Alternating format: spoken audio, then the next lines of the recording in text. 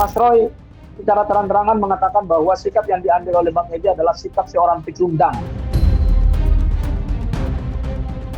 Karena permohonan juga sudah ada ya kita sisa merespon sebenarnya. Tapi apapun itu kami tetap menunggu konfirmasi dari Bapak Insinyur Joko Widodo. Kami sebagai penyidik tentunya akan berada pada posisi yang netral.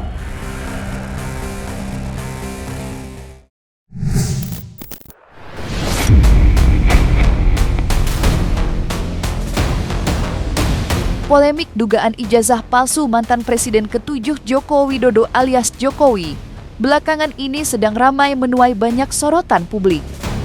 Bagaimana tidak, dua tersangka Egy Sujana dan Damai Lubis diketahui baru saja menyambangi Jokowi di kediamannya di Solo. Dari pertemuan tersebut, terungkap jika Egy Sujana dan Damai Lubis menyeberang ke kubu Jokowi dan meminta adanya perdamaian agar status hukum yang menjeratnya dibatalkan. Manuver Egy Sujana dan Damai Lubis yang menyeberang ke kubu Jokowi membuat Roy Suryo CS geram. Merasa ditinggalkan, Roy Suryo menuding Egy Sujana dan Damai Lubis seorang pecundang. Pernyataan itu setidaknya keluar dari kuasa hukum Roy Suryo, Abdul Ghafur Sangaji. Lantas, benarkah adanya pecah kongsi di kubu Roy Suryo CS? Dan apa kata pihak Roy Suryo menanggapi manuver Egy Sujana dan Damai Lubis?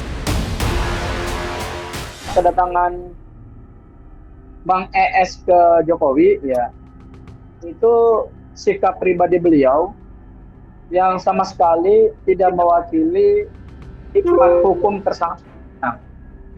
Ya, jadi tidak ada komunikasi sebelumnya dengan para tersangka, baik di klaster 1 maupun di klaster 2, terkait dengan manuver hukum yang dilakukan oleh Bang ES dan DHL ke Solo bertemu dengan Pak Joko Widodo. Ya.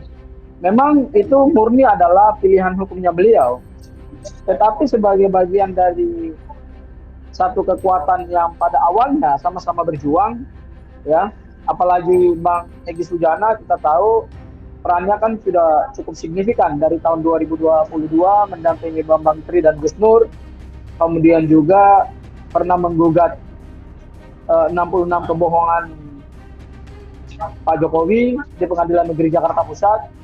Kemudian pada tahun 2024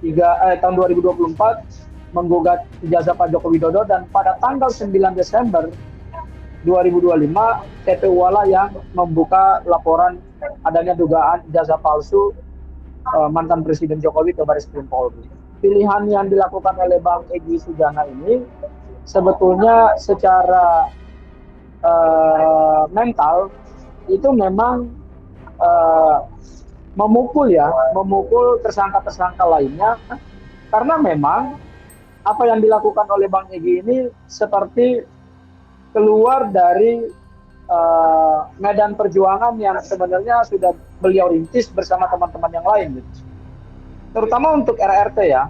Jadi keterlibatan RRT dalam isu ijazah Pak Jokowi itu sebetulnya dilakukan pada saat TPUA yang dipimpin oleh Bang Egy itu meminta Bang Roy, Mas Roy, Bang Rismond dan Dr. Viva untuk menjadi ahli, gitu. Maka pilihan tersebut kami lihat indikasinya adalah Bang Egy tidak siap untuk menghadapi proses hukum ini, gitu.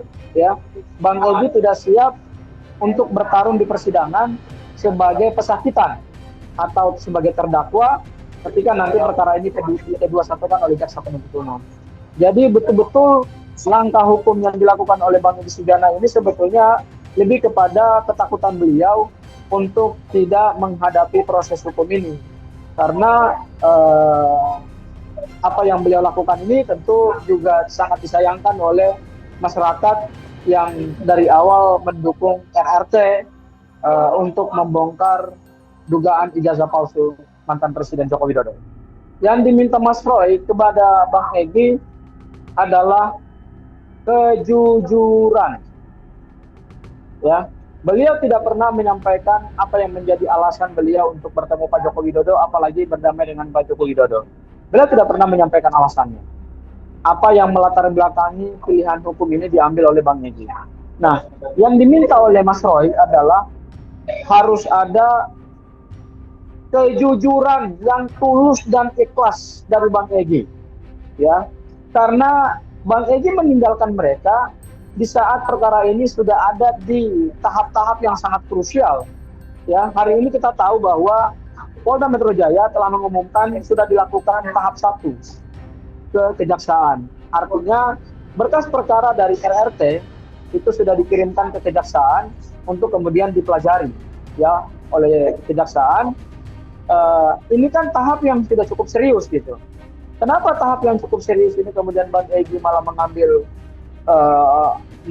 langkah untuk kemudian berbelok arah dari jalan yang sudah sebetulnya jalan ini kan beliau rintis sendiri gitu, ya kan? Bukan dirintis oleh RRT. Jalan inilah yang beliau rintis, kemudian di jalan itulah RRT masuk dan mengikuti jalan itu gitu. Tetapi di ujung daripada perjuangan ini RRT malah menyampaikan satu sikap yang sangat kecewa, bahkan Mas Roy secara terang-terangan mengatakan bahwa sikap yang diambil oleh Bang Egy adalah sikap seorang pecundang. Manuver Egy Sujana dan Damai Lubis yang melakukan kunjungan ke rumah pribadi Jokowi di Solo sepertinya bukan pertemuan basa-basi. Bagaimana tidak, berembus kabar jika akan ada restoratif justis terhadap kasus dugaan ijazah palsu terutama yang menjerat Egy Sujana dan Damai Lubis sebagai tersangka. Kabar itu makin kencang setelah tim hukum Jokowi dari Pradi Bersatu, Ade Darmawan, baru saja memenuhi undangan penyidik Polda Metro Jaya. Lantas apa kata Ade Darmawan menanggapi adanya kabar perdamaian antara Jokowi sebagai pelapor dengan Egy Sujana, musuh lama yang dulu getol menyerangnya? Benarkah kedua pihak kini merapatkan barisan? Ada beberapa upaya ya yang dimohonkan oleh pihak klaster pertama terkait pertemuan Bapak Egy Sujana dan DHL ya, Damai Hari Lubis, itu juga menjadi pembahasan. Itulah kepentingannya kami dipanggil, bahwa kemudian ada permohonan restoratif yang dilakukan pihak pelapor, ya. Kami menyambut baik, kami menganggap bahwa ya tidak ada masalah kalau memang itu adalah upaya yang baik yang menuju sesuatu yang kenapa sih kita harus memenjarakan orang, kan itu persoalannya kan, karena memang aktor intelektualnya di sini saya lihat untuk khusus ijazah S1 Bapak Insinyur Joko Widodo yang berkali-kali sudah disampaikan, baik itu keterangan dari UGM, baik itu keterangan oleh beberapa saksi dan lain sebagainya, masih tetap aja jadi kita uji aja di pengadilan kalau untuk yang itu. Tetapi kalau untuk Bang Egy dan Damai Lubis, kita pertimbangkan hal itu sambil tetap berkoordinasi dengan pihak Bapak. Kalau memang itu dimungkinkan, maka kami tetap akan mengikuti apa arahan dari Bapak ya. Karena permohonan juga sudah ada ya. Ya kita sisa merespon sebenarnya. Tapi apapun itu kami tetap menunggu konfirmasi dari Bapak Insinyur Joko Widodo ya. Seperti apa nantinya, apakah kita ikut dalam perdamaian tersebut. Tetapi apapun itu, Pradi Bersatu khususnya ya tetap merespon baik segala sesuatu yang baik untuk bisa kami diskusikan dan duduk bersama nanti bila mana memang pihak dari Bang Egy dan Bang Damai Hari Lubis, karena beliau juga senior saya ya, Bang Egy ya, jadi kami merespon baik. Kami akan mempertimbangkan seluruhnya untuk bisa dilakukan restoratif justice. Bang Egy, ES dan DHL, Damai Hari Lubis, ya kawan-kawan kita juga, kita lihat. Karena memang saya melihat ada hubungan batin yang erat antara Bapak Joko Widodo dan Bang ES ya. Dibuktikan bahwa pada saat pencalonan di Wali Kota Solo, kemudian Gubernur DKI, Bang Egy adalah tim di situ. Tetapi apapun itu, ya kita kembalikan kepada Bapak di Solo. Nanti coba akan kami komunikasikan juga dengan Bapak nanti di Solo ya. Karena saya juga tidak bisa mengambil keputusan, walaupun memang Pradi Bersatu itu adalah dahsyat saat ini. Untuk Bapak Insinyur kita menjaga Presiden ke-7 saat ini, baik dari segi hukum, apapun yang menimpa beliau, kita akan hadapi. Apa yang telah dilakukan oleh dua tersangka ya, yang berkunjung silaturahmi dengan Pak Jokowi itu, kami semua relawan menyambut baik hal itu, dan juga kan diantar pula oleh teman-teman kami juga dari relawan Jokowi dari Rejo kan, ada Bang Darmiza, ada Bang Rahmat.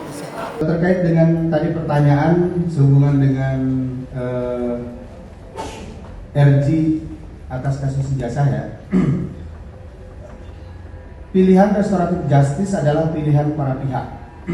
Kami sebagai penyidik tentunya akan berada pada posisi yang netral.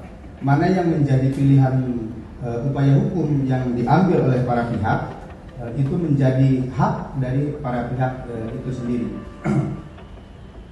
Nanti ketika para pihak sudah memutuskan untuk mengambil upaya hukum dengan melalui restoratif justice, tentunya KUHP kita juga mengakomodir itu, dan kita akan pegang itu sebagai pedoman di dalam proses penegakan hukum kita.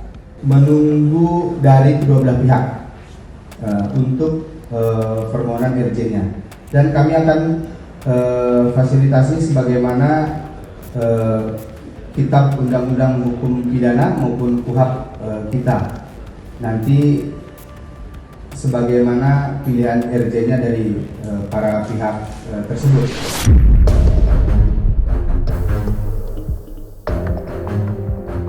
Polemik dugaan ijazah palsu makin menarik. Usai nama mantan Presiden ke-6 Susilo Bambang Yudhoyono ikut terseret, laporan tim hukum Partai Demokrat terhadap para pendukung Jokowi mendapat reaksi keras dari sejumlah kalangan yang tergabung dalam aliansi relawan Prabowo Gibran Jokowi yang dimotori Andi Azwan dan Ade Armando. Mereka tak segan menuding jika SBY dituding sebagai orang besar di balik gerakan Roy Suryo CS yang menyerang Jokowi dan Gibran Raka Buming Raka melalui isu ijazah palsu. Lantas, apa tanggapan mereka atas langkah hukum yang ditempuh Partai Demokrat? Benarkah mereka siap melawan balik kubu SBY? Apa yang dilakukan oleh Partai Demokrat terhadap seorang, biar bagaimanapun harus disebut gendernya perempuan, seorang yang sebetulnya tidak melakukan kesalahan apapun tapi dituduh macam-macam. Budius sendiri sudah berusaha mengklarifikasinya, berusaha memenuhi permintaan dari Partai Demokrat, tapi kemudian masih terkena somasi berulang kali. Partai Demokrat pantas malu, dan apa yang dilakukan Partai Demokrat ini justru memperkuat dugaan bahwa sebenarnya di belakang atau bersama-sama dengan Roy Suryo, yang ingat Roy Suryo adalah mantan wakil ketua umum Partai Demokrat. Apa yang dilakukan ini oleh Demokrat sekarang menunjukkan bahwa Partai Demokrat kelihatannya memang berjalan bersama Roy Suryo dalam rangka menjatuhkan integritas, popularitas Pak Jokowi, ya. Ini seperti memperkuat dugaan tersebut.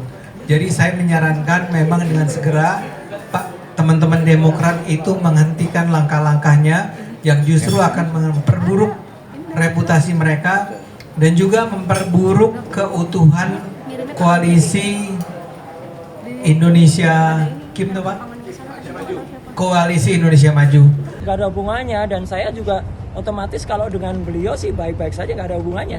Jadi clear ya, gak ada sama sekali keterkaitannya antara hubungan sekarang, dan harus diketahui bahwa saya itu kalau di Partai Demokrat memang sudah nggak ada lagi hubungan struktur antara atasan dan bawahan. Yang pasti saya ingin mengatakan, saya selaku tim kuasa hukum ya, itu tiap saat berkomunikasi dengan Mas Roy, ya kan, selalu berdialog dengan Mas Roy, ya. Hari ini juga kami barusan WhatsApp dengan Mas Roy. Saya pastikan bahwa tidak ada orang besar di belakang Mas Roy.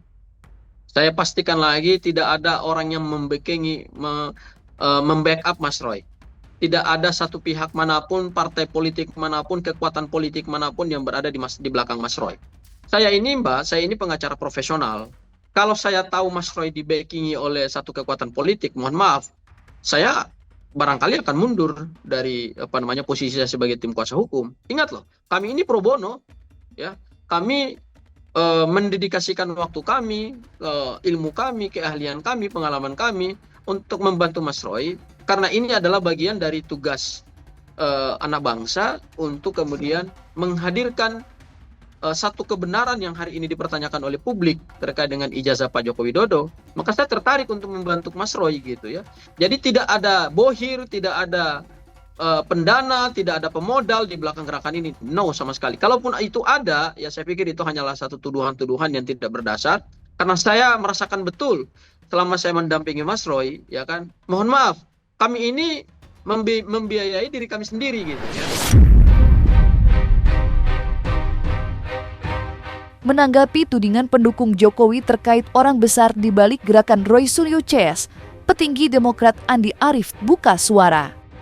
Mantan aktivis 98 itu membantah tudingan miring yang dialamatkan pada mantan Presiden SBY. Menurutnya, tudingan para pendukung Jokowi tidak berdasar dan hanya mengada-ngada. Mengingat saat ini SBY tidak melakukan gerakan politik dan aktivitasnya dihabiskan untuk memotret dan melukis panorama alam. Maka seperti inilah respon keras Andi Arief terhadap para pendukung Jokowi.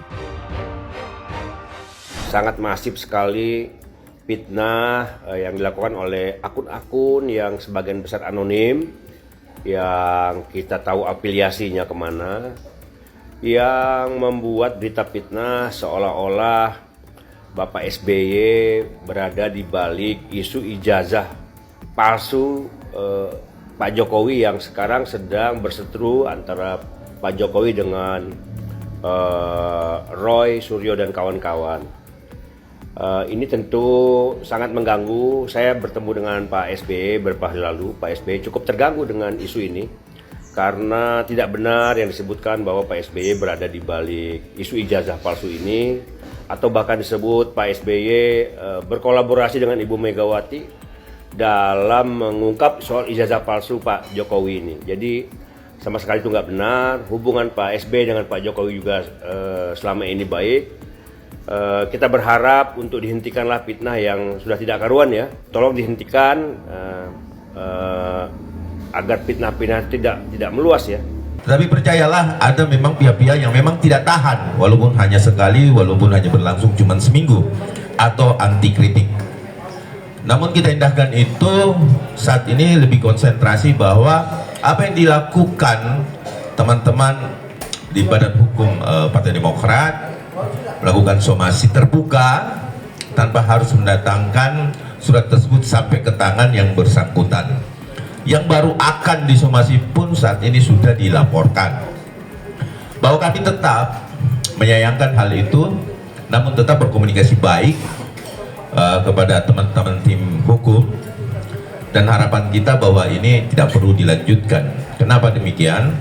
Karena hal yang menjadi sia-sia dan juga membuang waktu untuk itu. Posko penegakan hukum berani bersatu, kemudian ada THMP, Tim Hukum Merah Putih, ya, kemudian ada Petisi Ali, dan ada saudara saya di sudut sana ya, Farhad Abbas, Associate.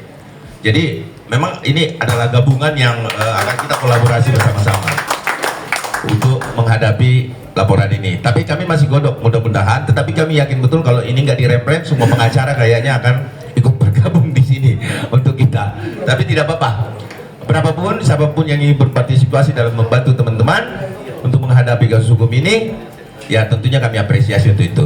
Kami menyayangkan adanya langkah pelaporan hukum terhadap YouTuber dan podcaster yang selama ini menyampaikan pandangan, analisis, serta kritik secara terbuka sebagai bagian dari dinamika demokrasi.